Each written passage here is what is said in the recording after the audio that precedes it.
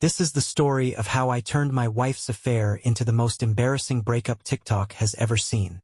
I don't really know how to start this without sounding like a Lifetime movie opening, but here it goes. For the past year or so, I've been married to someone I thought was my best friend. We had a good thing, comfortable, a little routine, but I figured that's just marriage, right? Then stuff started feeling off, like tiny things at first. She started keeping her phone face down on the table. Her texts suddenly had lock screen previews disabled. And don't even get me started on the new underwear, Victoria's Secret level stuff, but somehow I hadn't seen any of it in the laundry or our bedroom. One night, she came home late from a work dinner, smelling like that spicy cologne that guys who use hair gel seem to love. I asked her about it, jokingly mind you, and she said, "Oh, must have been the Uber driver." Sure, the Uber driver. Must have hugged him real close.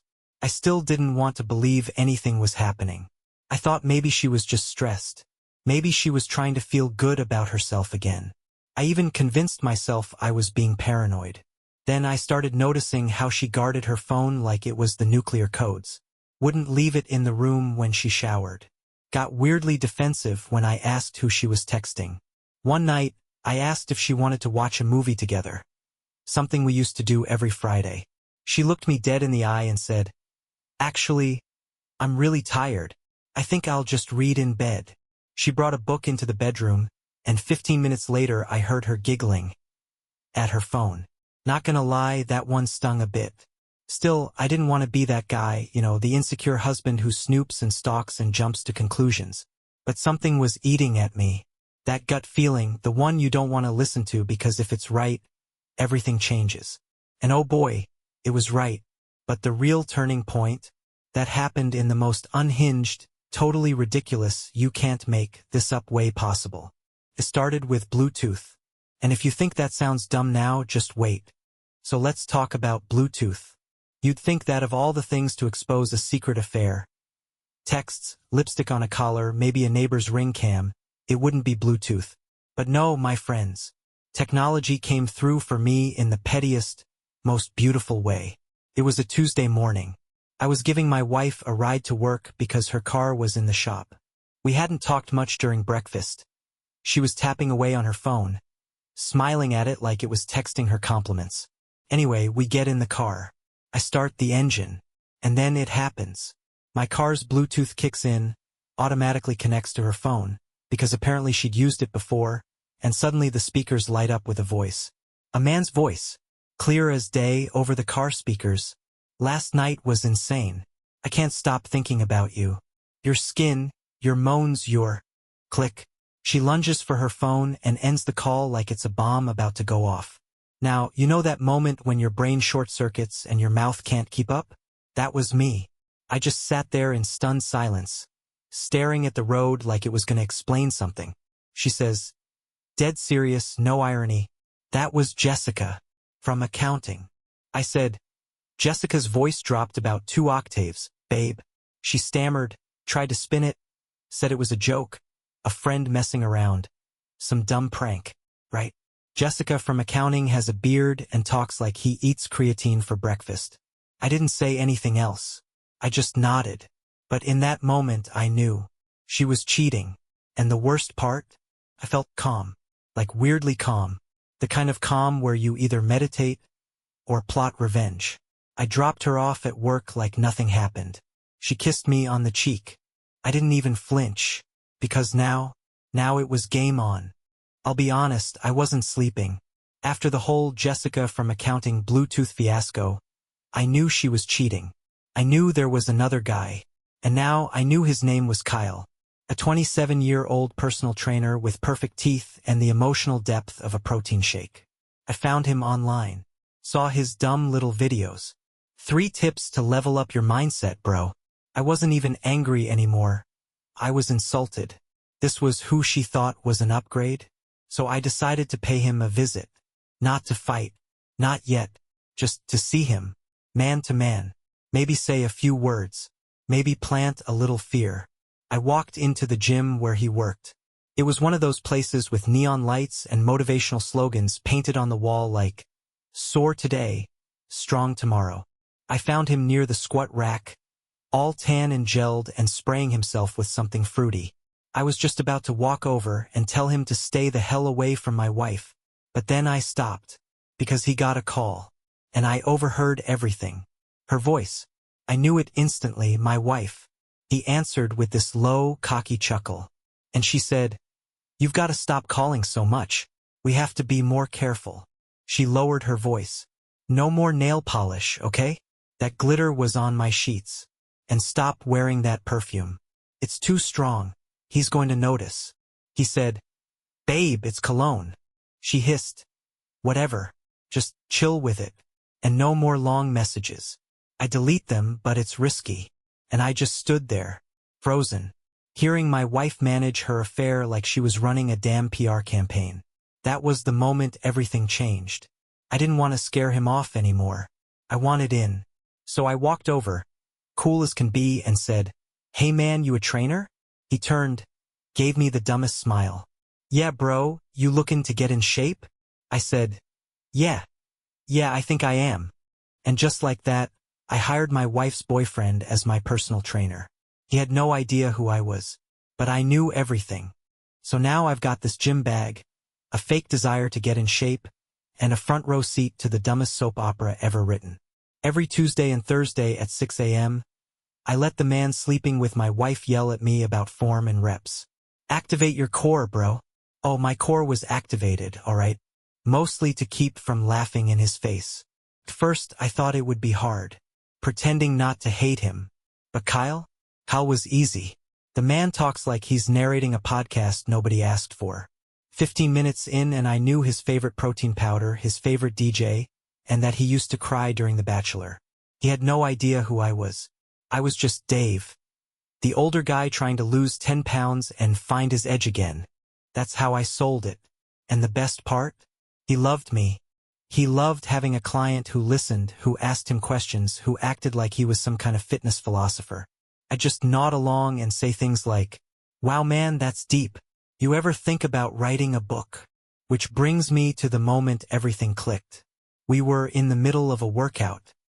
He had me doing kettlebell swings while he leaned against a wall sipping an energy drink called Liquid Thunder. No joke. And then, out of nowhere, he sighs and says, "I'm in love with someone." I nearly dropped the kettlebell on my foot. He continues, "She's married. But it's different. It's real." "Oh yeah? Tell me more, Kyle." He starts spilling his heart like he's on The Bachelorette. Says she's amazing, smart, sexy, funny. She makes him feel seen. I almost asked if she made him feel tax-deductible too, since he's technically under Jessica accounting. Then he says, she won't leave her husband though. They have like this whole life, social circle, big friend group. Their families are super close. She says it would ruin everything. And that, my friends, is when the light bulb exploded in my head. They have a reputation. They have a public image. Friends, family, community, they all think she's this golden girl. Perfect marriage. Perfect life. And that's when I knew I wasn't just gonna end the affair. I was gonna burn it down. In front of everyone.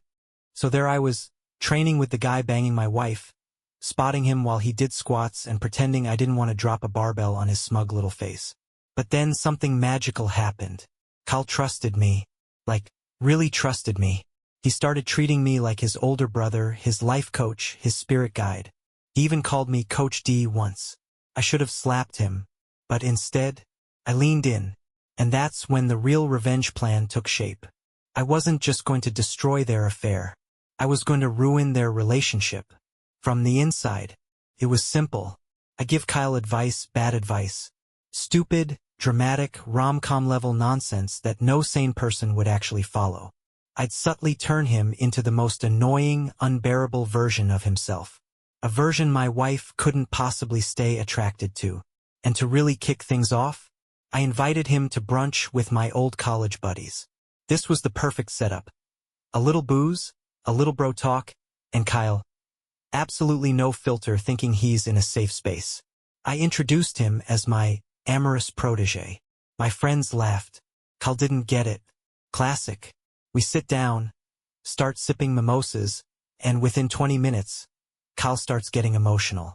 Not drunk yet, just buzzed enough to feel profound. I'm in love, he says out of nowhere. But she's married. You could hear a fork clink across the table. I look over at Greg. He's halfway through a bite of quiche and looks like he just watched a car crash in slow motion. Cal keeps going. Says she's amazing, she gets him. And that their love is real, just complicated. She says she can't leave her husband right now. Too many mutual friends. Too much history. Their families are close. But she'll get there.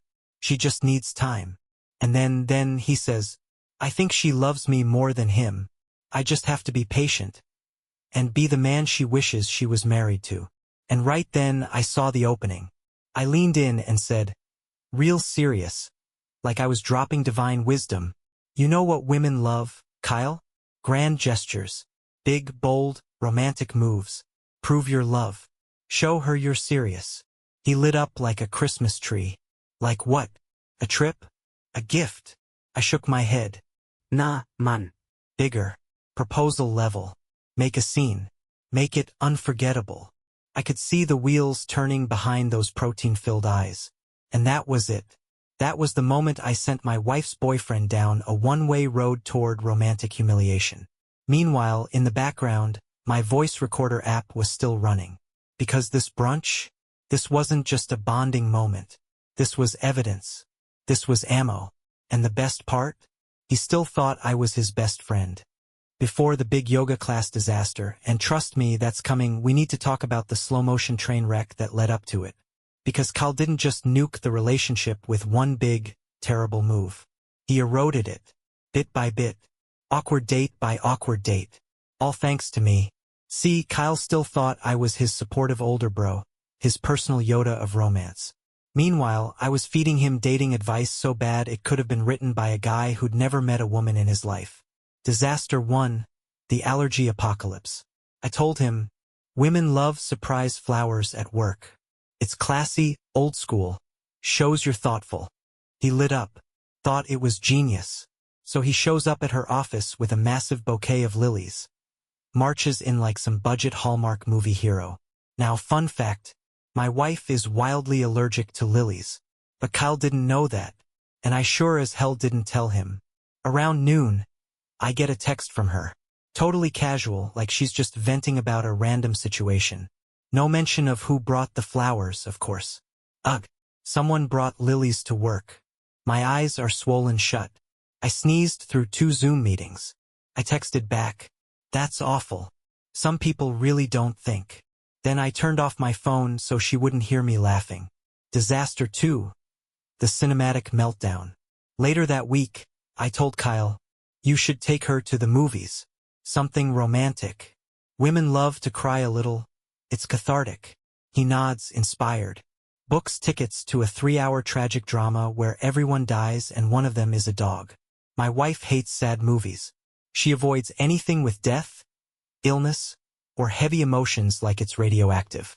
Kyle told me later she got up 40 minutes in, muttered, why would you think I'd like this? And Ubered home. Strike 2. Disaster 3. Dolphin poetry. I wasn't done. Next I said, you need to give her something real. A letter. A poem. Show her your soul. He took it way too far. Wrote a 3-page love poem titled Her Eyes, My Anchor. Included lines like, when I see your smile, I hear dolphins sing. He hand-delivered it. Apparently, she told him it was a bit much, and went radio silent for a full day. Kyle asked if she was pulling away. I said, nah man. She's just overwhelmed. It means it's working. Disaster 4. Instagram sabotage. Then I planted the real bomb. I said, you should go public. Post a picture of you two. Women want to feel seen. They want to know you're proud of them. He hesitated. Said she was private, low-key, didn't like PDA. I leaned in like I was dropping ancient wisdom.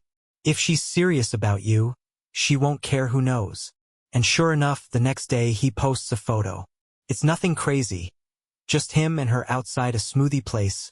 Mid-laugh with the caption, real ones don't hide love 100 points. My wife freaked. Tried to play it cool. Pretended she was annoyed someone Random posted a photo of her without asking. "Can you believe that gym guy posted a pic of me?" she said at dinner. "He's harmless but so clingy. MMM. Yep. Totally random gym guy. Not the dude you've been sneaking around with for months."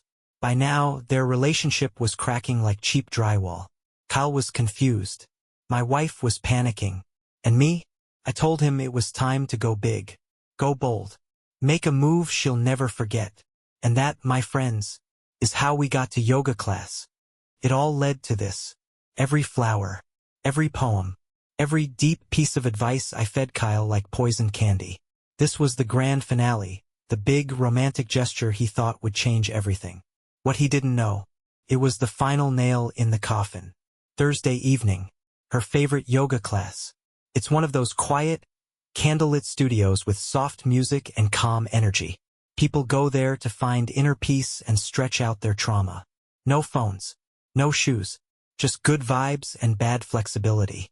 Meanwhile, Kyle is outside in the parking lot rehearsing his speech like he's proposing on live television. He's got a bouquet of roses the size of a toddler.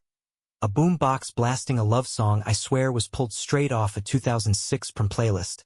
And the confidence of a man who has no idea what's about to happen. He bursts in, right in the middle of a class. Picture it. A dozen women in downward dog, eyes closed, breathing deeply, and suddenly, the door slams open. Kyle charges in like a sweaty Cupid. I know this is unexpected. He yells, roses in one hand, boombox in the other. Phones start coming out. Heads pop up. The instructor freezes like she just saw a ghost. And there she is, my wife, sitting upright on her yoga mat, mouth open, color draining from her face. Kyle keeps going. But when love is real, you can't hide it. The room is dead silent except for the tinny chorus of I'll Be by Edwin McCain playing from the speaker. He walks straight up to her, completely oblivious to the horror unfolding on her face. "I'll wait for you," he says, dramatically dropping to one knee. "I'll fight for you. I love you." And then he pulls out a ring box. Not even a real ring. One of those adjustable novelty rings with a heart-shaped rhinestone. That's when she hisses, barely audible. "I'm married." He whispers back. "I know. But not for long, right?"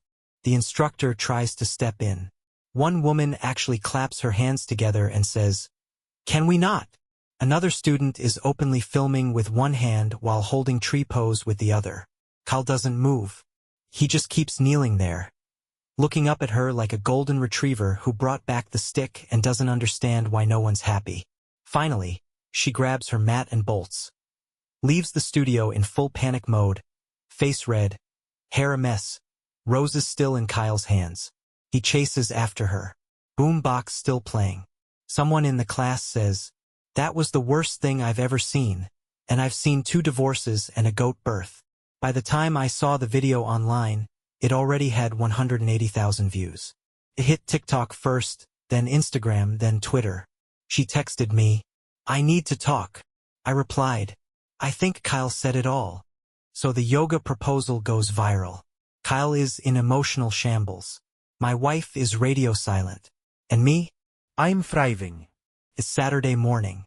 I'm at Costco, just a normal guy, pushing a cart, sampling cheese cubes, buying paper towels in bulk, living my best post-affair life. I turn the corner into the frozen foods aisle and who do I see? Kyle. He's wearing sunglasses indoors, clearly mid-existential crisis, standing next to the spring rolls like they just insulted him. He spots me. "Coach D," he says, forcing a smile. Yep, still calling me that. We start chatting. Real casual. I ask how he's holding up. He says he's confused, hurt, but trying to stay grounded. Quotes some inspirational Instagram post about pain being growth. I nod, all wise and sympathetic, while sipping a sample of mini wonton soup. And that's when it happens. She walks in. My wife.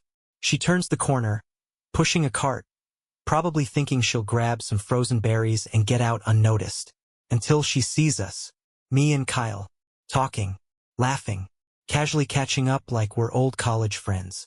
Her face, absolute shock. like someone hit pause on her entire nervous system. She stops mid-stride, eyes darting between the two of us.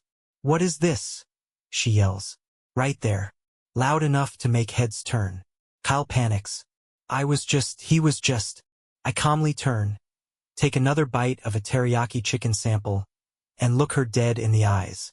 "You brought a lover into our marriage," I say, chewing. "I just showed him the way out." Silence. Frozen aisle silence. People are staring. One employee drops a bag of frozen peas. My wife starts stammering, trying to string together some kind of explanation. Kyle looks like he wants to crawl into a bulk bag of pretzels and never come out.